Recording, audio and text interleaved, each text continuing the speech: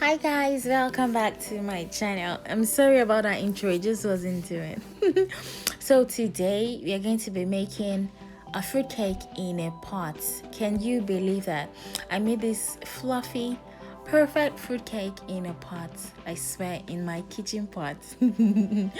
So, and I'm also going to be showing you guys a comparison between baking in a pot as well as baking in a regular conventional oven. So basically I baked two of those pans, one in a pot and one in an oven, so you guys can see the difference.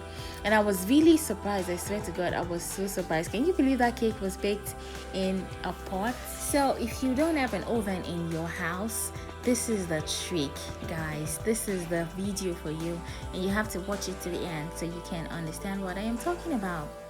Okay, so guys, I'm going to give you guys 3 different tricks to baking in a pot.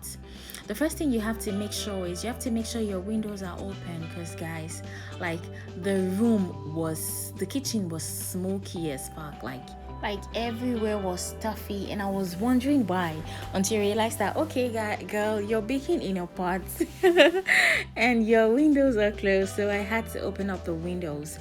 And the second trick is, when you turn on the heat, you have to turn on the heat to high at first, so the first 5 minutes while your pot is on the heat, and then when you put your cake inside the pot, you should reduce it to the lowest, the barest minimum ever.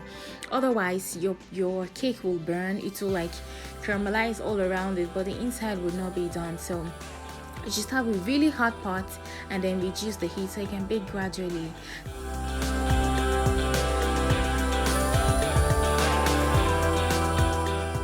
So guys, the fourth trick is to use a pot that is big enough for air to circulate inside your pan.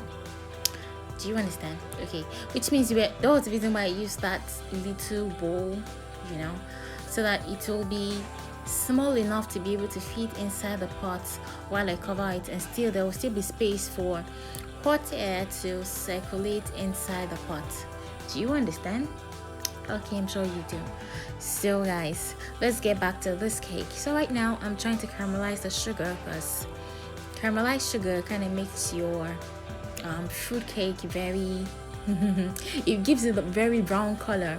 That's if you don't have brown sugar, of course. And then it also gives it this caramel taste. It is really amazing, I promise you guys.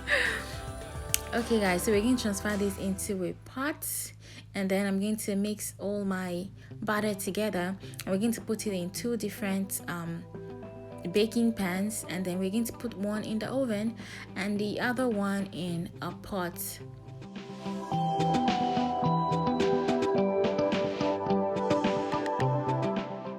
So guys, it's time to make the batter for our cake. So we're pouring our 4 egg yolks into the bowl, and then 250 grams of butter, melted butter of course, and then we're going to stir that together, and then we're going to add to that our caramelized sugar.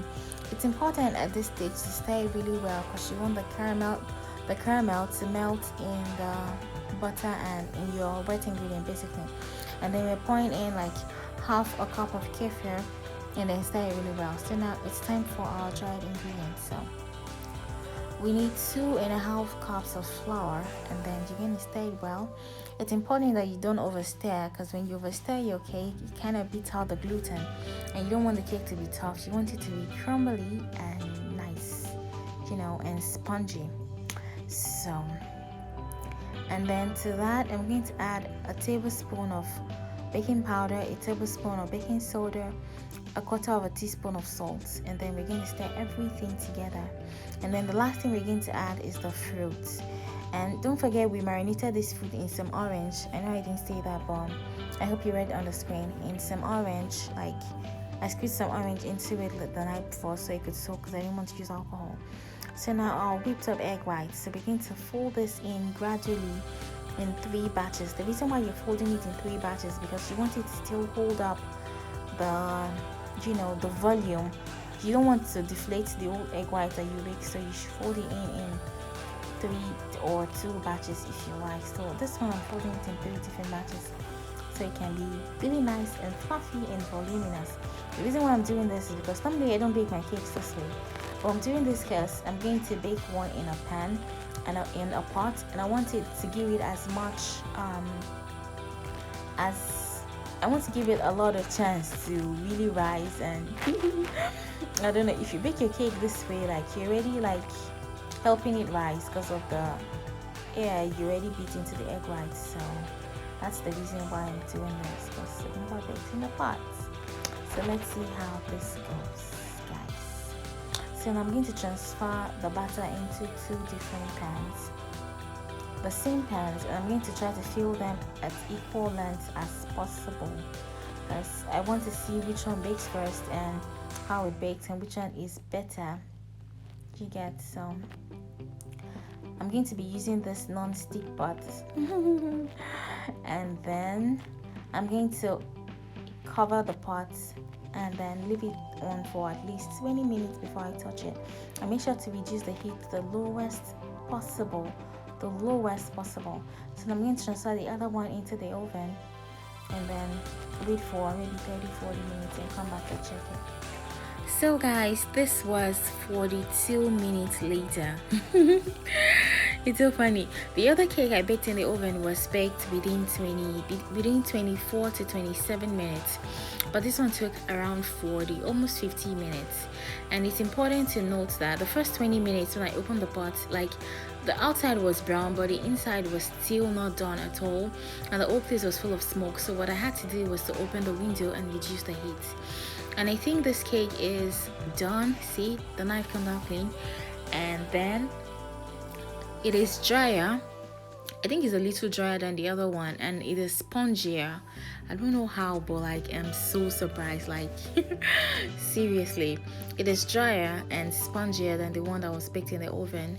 And if you notice, I didn't put the pan directly on top inside the pot. I put it on top of something, that way the heat was not directly on the baking pan. So see how dry this cake is, see how dry, or see how moist this one is. Wow. Okay, so guys, I'm going to take it out of the pan and show you guys how the look on the inside. So we're going to slice it open in the middle, so to be perfect. See how spongy, so spongy. Okay. So guys, we're going to cut this cake in the middle and see what it looks like inside. So let's see. Wow. Still very hot. Then look at this one. This one already had time to cool down. Like, this one is moist and just, you know, chilled. But the other one is drier and spongier, but they're still very perfect cakes. See, this was one I baked in the pot. See how spongy it is. Like, guys, if you don't have an oven in your house, you can bake in a pot. Definitely bake in a pot. So give me a thumbs up and subscribe and tell me what more videos you want to see. I hope you guys learned a few things. Thank you guys for watching, and I'll see you in my next video.